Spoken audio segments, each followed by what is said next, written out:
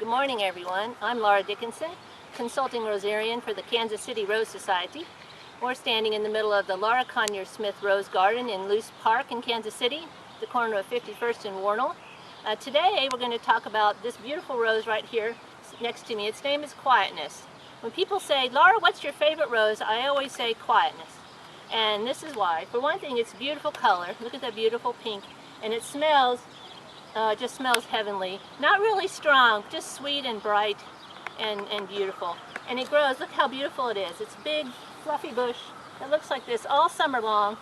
It just grows year after year, and so if I only could take one rose to a desert island, it would be Quietness. It has a good story. Quietness is a buck rose. There was a rose breeder named Griffith Buck. He was a professor at Iowa State University in the 1940s through the 80s, and his research was into breeding roses that would survive in Iowa. Cold, windy Iowa. He felt like people who wanted to grow roses didn't want to have to worry about taking care of them, so he was trying to grow easy care roses. Since he was a researcher and not a professional rose breeder, he didn't have a lot of money in his budget for his research. So he would take rose cuttings that he had crossbred and he would plant them out in his fields in Iowa by the university and just leave them alone and see what happened.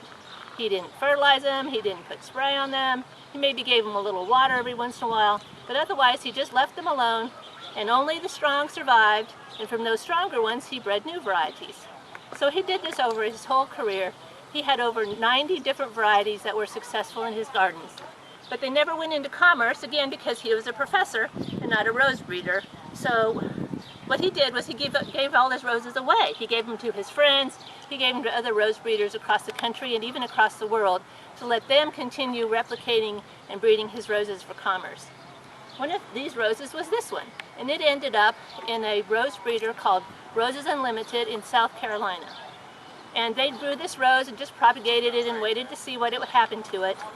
And on the day after the 9/11 attacks in New York, the woman who owned that garden was walking through her rose garden, thinking about the tragedy of the day before, and noticing how quiet and peaceful it was in her rose garden, even though the outside world was in such chaos.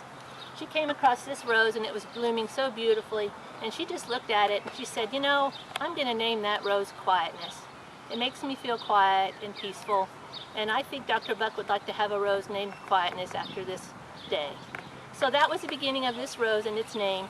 The rose was propagated and started out in commerce. It was originally released to commerce in 2003, and since then it's become one of the most popular of the buck roses because it is so beautiful and easy to care for. If you want to find other buck roses, look for that when you're researching shrub roses, easy care roses, and you may find a listing for something that says buck roses.